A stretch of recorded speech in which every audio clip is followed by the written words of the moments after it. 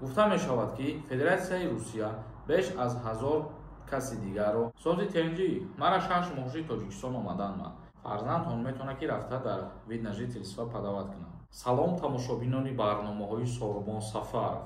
Информатсияи нав пешкаши шумо мегардонем дар бораи депортатсия кардани муҳоҷирон аз Федератсияи Русия дар амалиёти Нилегал 2025. Бо диққат гӯш кунед. ширкати Шифофармо доруҳои гиёҳиро ба шумо тавсия медиҳад. Барқарорсозии қувват ва нест кардани простатит бо махсус дорӯи ватании мо бо номи Паҳлавон. Инчунин доруҳо барои баровардани риш ва барои каму зиёд кардани вазни шумо бо Шифофармо бошед. ихроҷи беш аз 19000 муҳоҷир дар доираи амалиёти Нилегал 2025 аз Федератсияи Русия. Ин амалиёт аз моҳи июн то моҳи ноябри соли равон баргузор шуда ба идораи вазорати корҳои дохилии Русия ҳамаи муҳоҷирони ихроҷшуда ба таври ғайриқонунӣ дар қаламрави Русия иқомат доштанд. Вазорати корҳои дохилии Русия гуфтааст, дар ин амалиёт беш аз 128 000 қонуншиканӣ ошкор шуд, ки ҳудуди 100 000 он ба қоидаҳои вуруд, баромад, убур ва иқомат дар Русия ва 28 000 дигар ба фаъолияти муҳоҷирон рабт доштааст. гуфта мешавад, ки Федератсияи Русия беш аз 1000 каси дигарро дар ҷустуҷӯи дохилӣ байналмилалӣ қарор дошта пайдо кард дар ин амалиёт. яъне амалиёте ки дар Федератсияи Русия баргузор гардид сабаб шуд, ки чандин нафарҳое ки бигем дар ҷустуҷӯи байналмилалӣ қарор доштанд дастгиршон карданд ва ин амалиёт сабаб шуд, ки 19 000 муҳоҷира аз Федератсияи Русия ихроҷ карданд.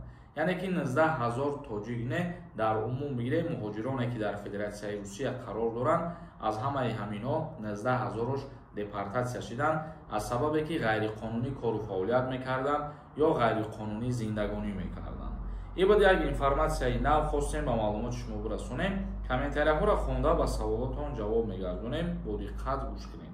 нафарҳое ки мехоҳед границаи Қазоқистон пересикат кунед ва документотонро аз сари нав кунед, рақамҳое ки мебояд занг бизанед бо нархи арзон шуморо границаи Қазоқистон мегзаронанд. Раупов нависонда: ака хизмати ҳарбӣ тамом шуда, ҳазор раҳмат. нақшаи даъваткунӣ ба хизмати ҳарбӣ пурра ба анҷом расидаги. Регар Шоу нависонда: салому акаи Сормон. мегӯям баъди соли нав мошинҳои солошон аз 10 000 поён аст, дигар документ намекунанд. ростай илтимос ҷавоб диҳака. пешакӣ раҳмат. яъне ки документ намекунанд гуфта чиро дар назар доред? утилизатсияро дар назар дошта бошед, ки мошинҳои кӯҳнаро аз байн мебаранд. не, ҳозираша дар ин масъала ягон гап нест. Норим нависонда: салому алайкум брат. сози тенҷӣ мара 6 моҳши Тоҷикистон омаданма. ҳамин симкартаи ман аз сабаби моҳонаш наспоридан 4000 рубл қарздор кадаги. ягон проблема намешавад. пешакӣ раҳмати калом. агар ки шумо ҳамун пула буспорен, ягон проблема намешавад. қарзи симкарта то ҳатто сабаб шуда метавонад, ки шуморо запрет на въезд кунанд. Бозорова нависонда: салому алайкум. мара паспорти Россия дорам. бачаам патент дорад. чикор кунам? документоша времени проживания кадан дар кор. раҳмати калом шумода. паспорти российский дошта бошен, фарзандтон метавонад, ки рафта дар вид на жительства падават кунад. як нафари дигар нависондае, ки ассалому алайкум акаи Сормон. номерои худро дар экран насб кунед. агар шумо савол дошта бошед, дар ҳамин комментария нависен, насиб боша мо ҷавоб мегардонем. як нафари дигар нависондае: ҳамин аблава тамом шуда бошад. як видео бикна каме надорем. мо дар ин масъала қариб ҳар рӯза гап мезанем, ба саволот ҷавоб мегардонем, мефаҳмонем ва худо хоҳад видеои алоҳидарам мекунем. боз як нафари дигар нависондае, ки салом ака. ман 2 моҳ пеш омадам, ҳуҷҷат накарда, баъд граница рафта омадам. ҳозир ҳамаи ҳуҷҷатҳоям тайёранд, не ки падача накардестиянд. мақсади саволта бародари азиз нафаҳмидам. мақсади саволтон дар чист? шумо мақсади саволтонро пурратар бинависед.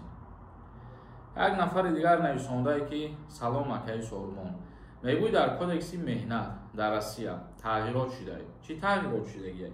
дар кодекси меҳнати Федератсияи Русия барои корфармоён тағйирот ворид шудагие. яъне нафарҳое ки кору фаъолият мекунанд, ана ҳамонҳоро метавонад, ки ширкатҳо аз кор худсарона به یگان آگاهی مثال از کار خارجشون کنن و همون трудовой договоре که دارن شرطنامه مهنتی که دارن میتونن همون شرطنامه ها را بکار بکنن. این با سبب های خودش داره. مقصد دیگر از سببی که کارگر بسیار میشه و در کارخانه از معیاری بوده هم یا پریچینه شده میتونن. و برنامه امروزه ما جنبه بس میکنیم برادران عزیز. تا برنامه های دیگر خداوند همه ما و شما را نگهبان باشد.